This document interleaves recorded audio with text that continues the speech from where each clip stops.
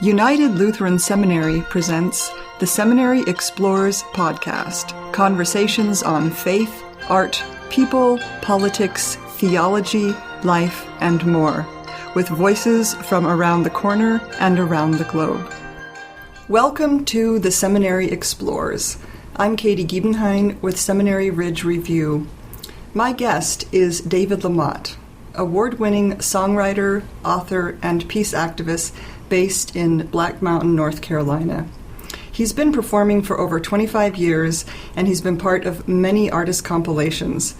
His music has been heard on The Today Show and This American Life. David, welcome to the Seminary Explorers. Such a pleasure to be with you, Katie. Because it's the 5-year anniversary of White Flower, I'd like to start there. I'd like to ask you about the project and the events that led up to it. It's been a big piece of my life in these last 5 years or so. What happened, this is a children's book that I wrote that's based on a poem that I wrote that's based on true events that happened 10 years ago. Mm-hmm. We actually published the book about these events on the 5-year anniversary of the event itself. Mm-hmm. So as we celebrated the 5-year anniversary of the publishing of the book, we also celebrated the 10-year anniversary of the event itself, which in a nutshell is a Klan rally in Knoxville, Tennessee, May 26, 2007, that was facetiously joined by a clown rally. The clowns showed up in full regalia, having carefully rehearsed a bunch of street theater, having brought their props, joined in with the Klan, so that when the Klan started chanting white, and I should say I'm using the term Klan, historically it was broader than that. It was mostly a neo-Nazi group. There were some Klansmen there as well.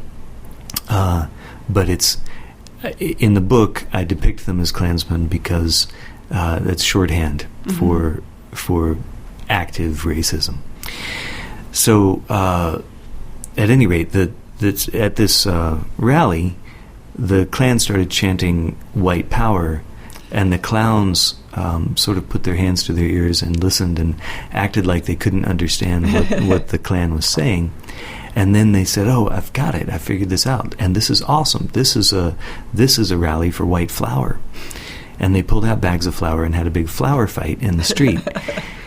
And people were laughing.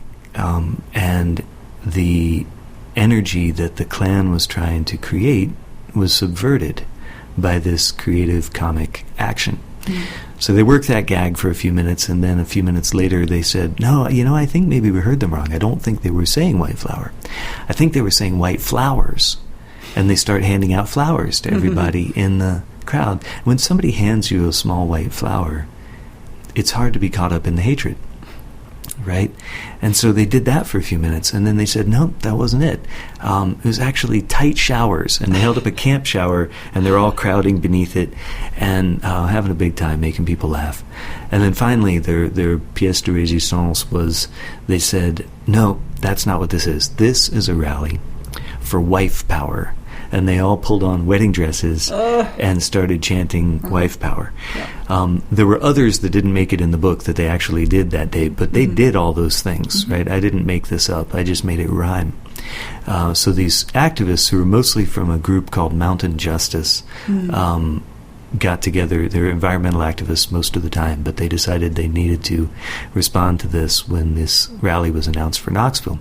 And they did in such brilliant form. And what I love about it is that it's such an incredible example of Walter Wenck's third way. When Wenck wrote about creative conflict transformation, I think this is what he was getting at, And part of what I think is powerful about it is that they did subvert the work that the Klan was trying to do actively and effectively, very effectively. And they refused to become that which they abhor. Right? They didn't meet hatred with hatred. They didn't meet violence with violence. They didn't meet fear with fear. They took this energy and they transformed it. The Klan had the town square reserved for 4 hours, and they left 90 minutes early. They had no idea what to do with this. They're used to being feared. They're used to being hated. But they didn't know how to deal with humor and laughter. And it wasn't At no point did the clowns insult the Klansmen. Right. Mm-hmm. They didn't say, your mama dresses you funny. They said they refused to take the ideas that the Klansmen were presenting seriously. And that's a subtle distinction, but a very important distinction. So I think it's just a brilliant entry into a conversation about nonviolence, which always requires creativity, because our natural responses are obviously fight and flight. That's deep in us. Right.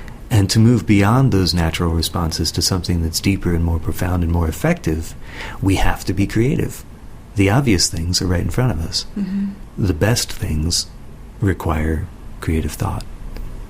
And also it's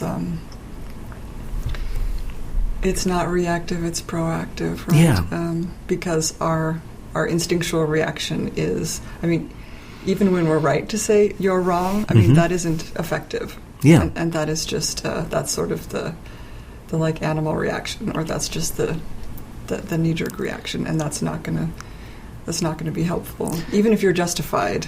Precisely. Right. Yeah. And I think there's a pretty sound argument to be made that violence in general goes that way. Mm-hmm. It's not terribly effective in addressing a problem. Yeah. It tends to lead to more violence. Mm-hmm. Obviously, the world is complicated, and I don't mean to. That's not from a statement of moral judgment.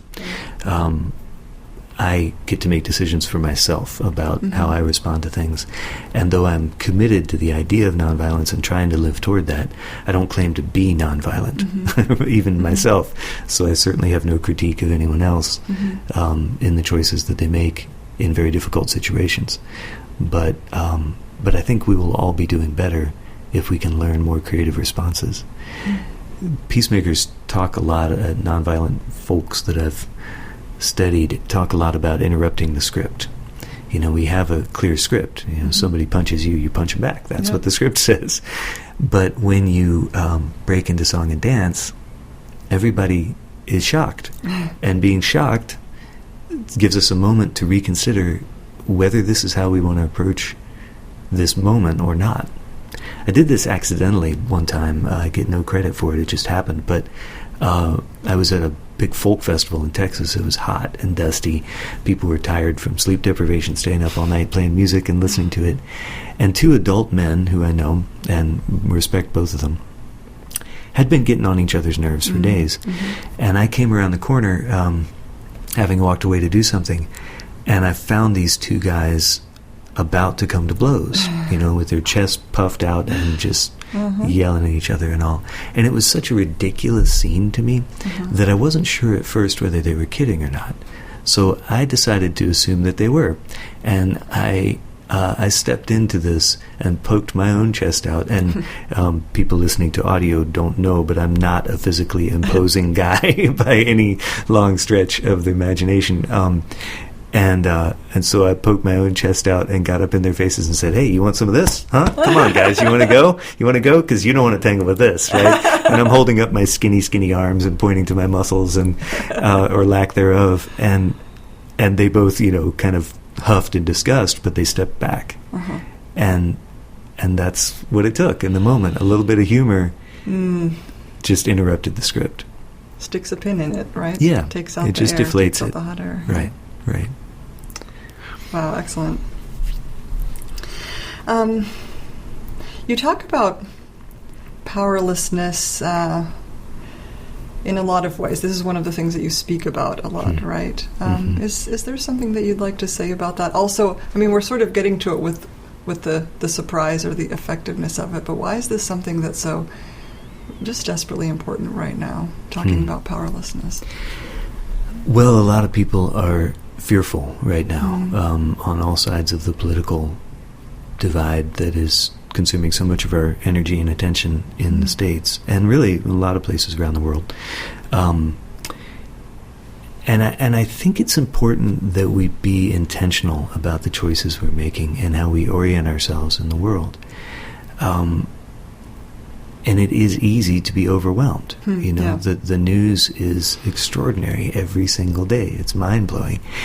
And the problems are huge. And we often feel pretty small in the face of those problems. And so we feel powerless. I don't think we are powerless. And I think part of this sense of that comes from getting the narrative of change wrong. Getting the narrative, having a misunderstanding of how it is that we make large-scale change when you've got a large-scale problem on a societal level.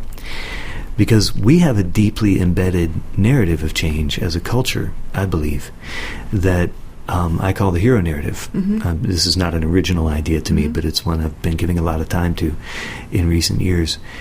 And the hero narrative says if you got a big problem, what you need is somebody extraordinary to do something dramatic in a moment of crisis. And that's how you fix the problem. If folks are not convinced that this is our dominant narrative of change, I encourage them to go to the nearest movie marquee and count how many of the movies there hold this plot. And not just our action movies. I'm talking about our dramas, I'm talking about our children's movies, right? That the story we tell our kids, implicitly and explicitly sometimes, is there may come a moment in your life when you're called upon to summon all your strength and courage and skill and do something bold and brave and do the right thing and be the hero. The problem with that narrative is, okay, so you've got a big problem. What's your job? Step one, wait. Wait for that moment, right? And when that moment comes, I don't know about you, Katie, but I don't wake up feeling particularly heroic most mornings, right? So mostly we're told to wait for the hero. Yeah. And in an effort to tell inspiring stories, we often blow our heroes up so big, we dehumanize them to the degree that we can't relate to them. Yeah. So we don't imagine ourselves in these roles, and we don't measure our actions against the actions of folks we admire. Yeah. We see our role as to clap. Heroes fix stuff, the rest of us clap. That's what we do. We celebrate them, right? And we hope that in the moment that we're called upon, we rise to the challenge for this big dramatic action. But the thing is, most of us never encounter that moment, right? And it's a defeating narrative all the way along because it tells you that your role is to wait. Yeah. And that's what a lot of us do. A lot of days we see a big problem and we wait. The competing narrative is the movement narrative. And the movement narrative says that if you've got a big problem and you need to address it, what you need is a lot of people to make motion in the same direction, to do small things. The movement narrative says that if you want to make a change, you need a lot of people to do a little bit each. And that's when things change. Now, historically, we reduce history to the hero narrative, but it never, ever happens that way, in my experience, right? It's not how large-scale change happens. The role of heroes is not to address the problem. The role of heroes is to inspire the rest of us to address the problem. And when the rest of us get involved, that's when the problem gets fixed. Now, I'm talking about large-scale social change issues. And I'm not saying for a moment that people don't do heroic, extraordinarily brave things. They do. But the narrative is problematic in terms of how we deal with a large problem. And it's self-defeating. So that sense of powerlessness that a lot of us feel a lot of the time is ill-founded because we don't understand how change gets made. Change gets made by a lot of people doing a little bit each. I do a lot of work around the Rosa Parks story and our mistelling of it because we tell that story in such a way that it really is a lie. The deeper you get into the story, the more respect you have for Rosa Parks. That's the good news, not less. But she was a movement person. We don't tell the story when we tell kids about Rosa Parks' arrest, her first arrest, by the way. We also don't tell the story of her second arrest. But we don't tell, when we're talking about that story, about the fact that she was the secretary for the Montgomery NAACP for 12 years before she was arrested. That 3 months before she was arrested, she traveled to the Highlander Center to study voter registration and nonviolence. And then 3 months later, what a coincidence, there she was getting arrested on the bus. We don't tell the details also of how that system worked. And the fact that, in fact, the central fact of that story is a lie. Rosa Parks was not arrested for not giving up her seat so that a white man could sit down in it. That is not true. The way the system worked was that there was a little sign that moved back that said whites only. And so when the bus was full, it moved back a row. So 4 people had to stand with 3 empty seats so that that white man could sit down. Rosa Parks was sitting on the left side of the bus on the aisle, and when he came to board the bus, all 4 of the people sitting there looked forward for just a moment and did not move. The bus driver said, "I need those seats. Y'all better make it easy on yourselves." According to Rosa Parks' autobiography, he said, "Y'all better make it easy on yourselves." And 3 of them got up and moved to the back. Rosa Parks moved from the aisle over to the window to give the man plenty of room on the other side of the bus. So she was arrested for not giving up her seat so that it could sit empty with 2 other empty seats and an aisle between her and that man. That's what she was arrested for. Right. But February 22nd, 1956, less than 3 months after that arrest, she was arrested again when they came to arrest everybody who had organized all the transportation needs for the boycott, because it went on for over a year and people still had to get to work, right?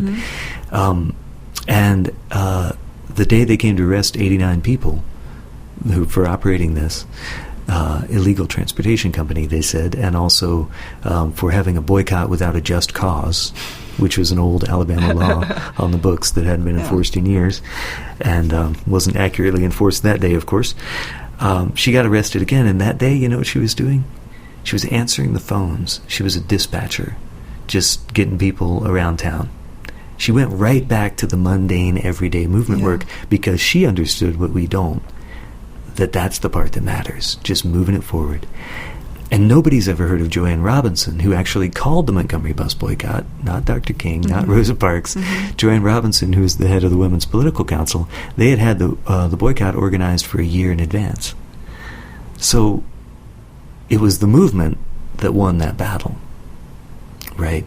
And Rosa Parks played a really important part and a courageous, wonderful part.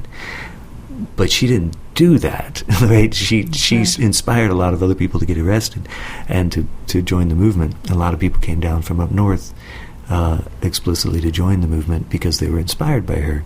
So her job was not to fix the problem. Her job was to inspire the rest of us to get off our butts and get in the game. It's a tip of the iceberg thing, and it does happen over and over. It's not just the way things happen, but the way we present them as having happened. That's exactly. That's an excellent example. Stories matter. Stories matter. And it's fascinating. Dorothy Day, who's one of the founders of the Catholic Worker Movement, came to be interviewed one day by a young reporter who said, "Sister Day, I'm really honored to have this time with you. I've never interviewed a saint before." And her answer was, "Don't call me a saint. I don't want to be dismissed that easily." Ooh, yeah. Isn't that it, right? If there's saints and the rest of us, then it's the saints' job to fix things, and our job is to clap, to praise and to worship, and to stop there. Yeah. And I think this all maps really interestingly theologically as well, because you can look at the Jesus story as a hero narrative or a movement narrative, and people look at it both ways. Yes. A lot of Christian theology is kind of rooted in the idea that Jesus did this awesome thing for me, saved me, and my job is to praise and worship, and that's where it stands, and that's the hero narrative of Jesus. The movement narrative of Jesus is Jesus is inviting me to change the world, to join his movement, to do what he did, to live differently, and there's responsibility in that, and I need to change. And those are really different narratives, right? And that's, I mean, this is just a tiny, tiny spark on that, but it's the kind of thinking that we are thinking right now at Gettysburg Seminary and at our sister seminary in Philadelphia as we're joining this summer. And we're really excited about it, but it's also, change is always disruptive. I know that it's easy. We've got these groups, so current and future employees and faculty members and alumni, big groups of alumni and current students, it's also easy right now to feel like, well, we're going to wait until the new president comes, and we're going to wait and see how it goes. And I think we really all need to, just as you described, be reminded that we each have responsibility, and that we will make it easier on each other if we all embrace this and and move forward. I'm not articulating it very well, but there is a parallel that is absolutely affecting the way that we get up and come to work every day right now. This summer. Yeah. I do a lot of work in churches, of course, doing workshops and speaking and such. And I sometimes use an example that I think is somewhat parallel of how, sometimes I hear churches say, what we need to do is get a new young pastor, and that young pastor will bring in all these young families, and then the church will be healthy again, and it'll be just like the 50s. It'll be great, right? And right, because the 50s were just paradise. Exactly, because that wasn't that awesome for some people. Yes, but that's problematic. It is the church's job to be the church, and the hero is actually not going to save the day. Hopefully the new pastor can hold together the community and challenge and nourish folks in the work of being the church. But it maps this dichotomy of the hero movement and the hero narrative or the movement narrative maps really interesting out on a lot of. Let me try that again. This dichotomy of the hero narrative versus the movement narrative maps interestingly onto a lot of conversations. Yeah. And also there's almost a kind of doubling up of that in a place like a seminary, because we are forming future church leaders in the broadest sense, whether it's in parishes or elsewhere. And so in addition to the expectations that they have, they are going out into the world with these expectations placed upon them. That's so right. there are things in each of their lives that they are sort of waiting for someone to be helpful with, whether it's politically or however, and yet they are going forward, and they are facing incredible expectations, and sometimes really unhealthy, frankly, expectations. And so there's this really there's a real awareness here. How do we not only train but also support and realistically prepare these students to go out into the world now? It's very, very pertinent. In your travels and your training at University of Queensland, I know this is an enormous topic, but I was just wondering if there's something that you'd like to say about, that's literally the other side of the world, and when you came back to the States after that experience, is there just one example of something that you'd like to say that really surprised you, or that maybe someone who hasn't traveled that far and that intentionally might not have thought of? So I actually plotted out what the exact opposite of the world, the other point is from my home in Black Mountain, and it's off the coast of Australia. Actually, it's off the west coast, and I was on the east coast of Australia. But yeah, I would I've been to Perth, and that's the closest land point to the opposite side of the world from Black Mountain as you can find. So it's pretty far away. What I did was I did this master's degree at the University of Queensland in Brisbane, Australia, and then in between the second and third semesters, I did work in India for 3 months. Some field work with some Gandhian folks there who were doing sustainable development work. It was extraordinary, and I loved it. And it's funny you should ask this question. I just had a conversation within the last week with my sister just a couple of days ago about the fact that Australia is a fiercely egalitarian culture. They are, and I say that with some qualifiers, clearly, Okay. because there's significant racism, and there's, that doesn't apply to all people. But among the mainstream culture, there is a sense of egalitarianism that is much more extreme than in the United States, where we think of ourselves as a fiercely egalitarian culture. Mm-hmm. But, not only political things like having healthcare, socialized healthcare, Yes. and things like that. There's solid safety net in Australia that we don't have here. But culturally, things that shocked me in Australia included meeting doctors and dentists who would walk in the room and say, "Hi, I'm Bob. How can I help you?" Mm. "Hey, I'm Jen. Yeah. How's your day?" Not, "I'm Dr. So-and-so," and not even the lab coat a lot of the time, walking in street clothes. Wow.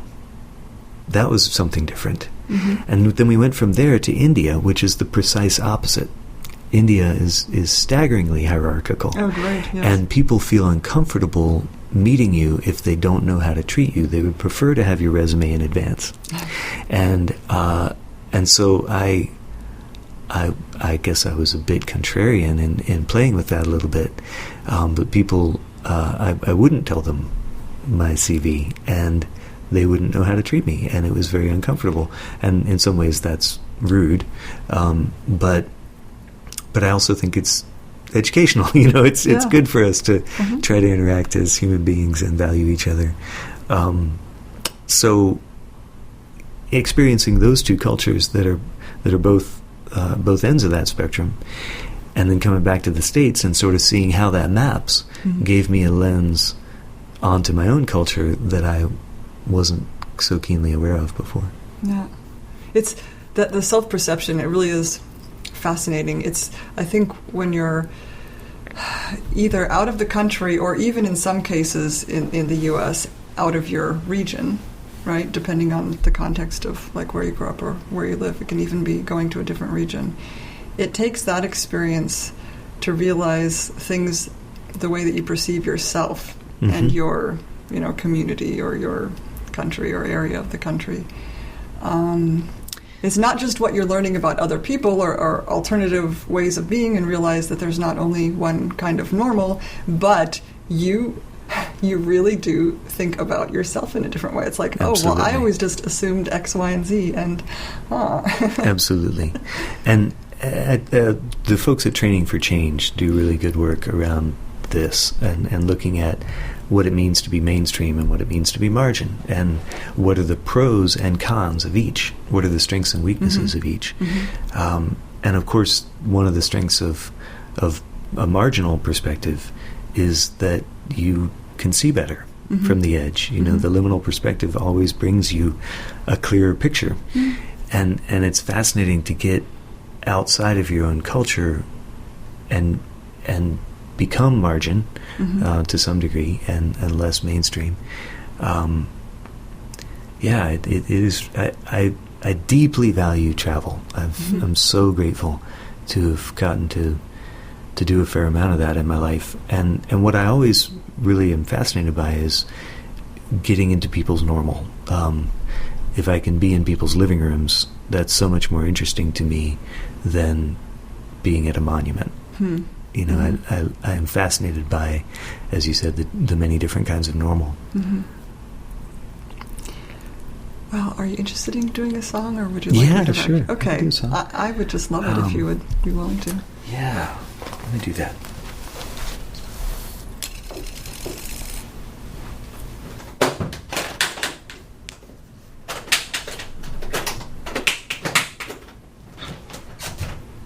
Now the question is, which one? Maybe this. Oh, let me see if I can do this.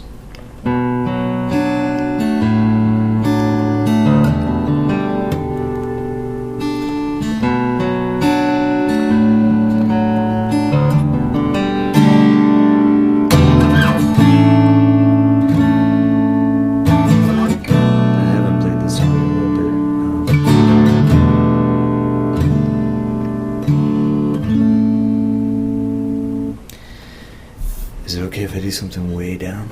Sure. It's because it touches on the Rosa Parks thing.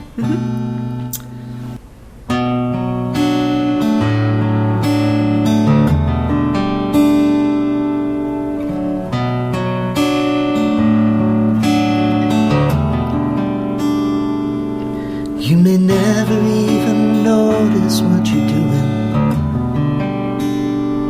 You may think until you cannot move at all.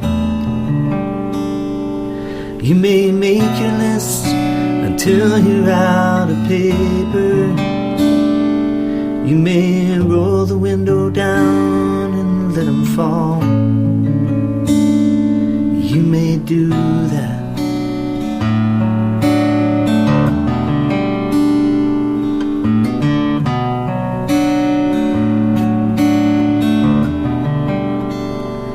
You may think of the right words and never say them.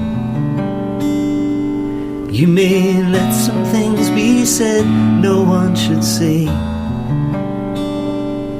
You may wish you'd said the words you thought of later.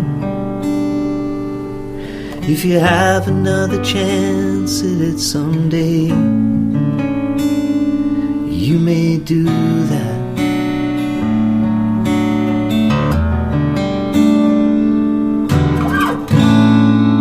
Would you recognize a hero sitting on a city bus? Do you think you make a difference, or that no one ever does?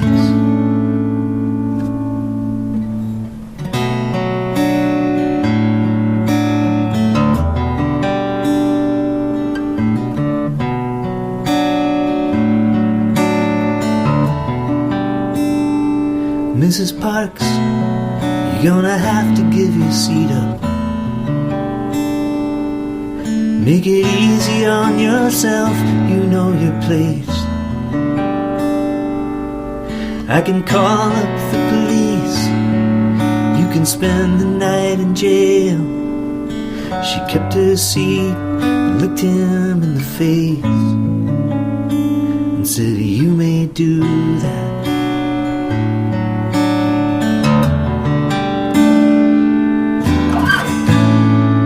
Would you recognize a hero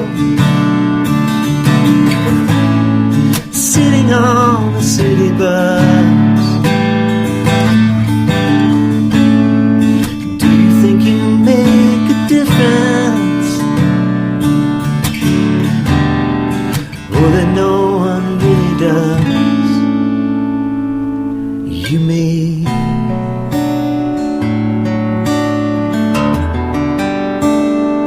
You may do that.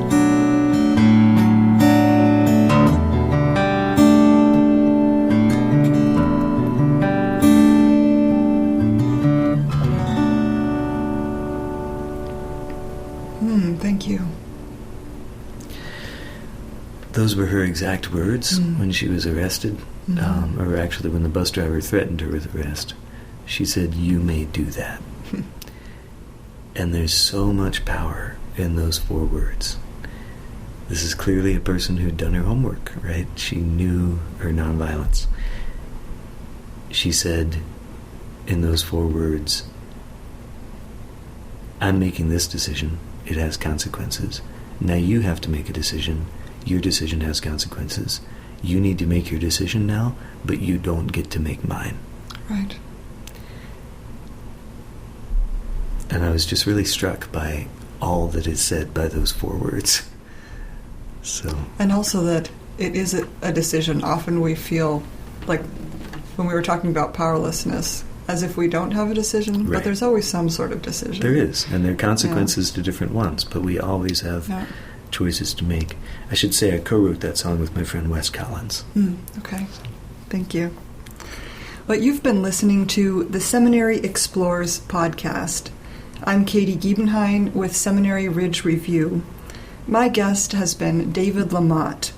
Visit his website at www.seminary.org davidlamotte.com.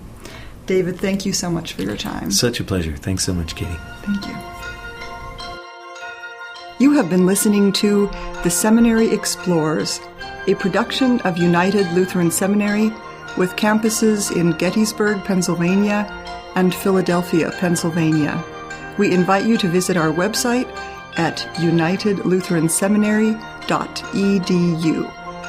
All opinions expressed on this program are not necessarily those of United Lutheran Seminary or the Evangelical Lutheran Church in America.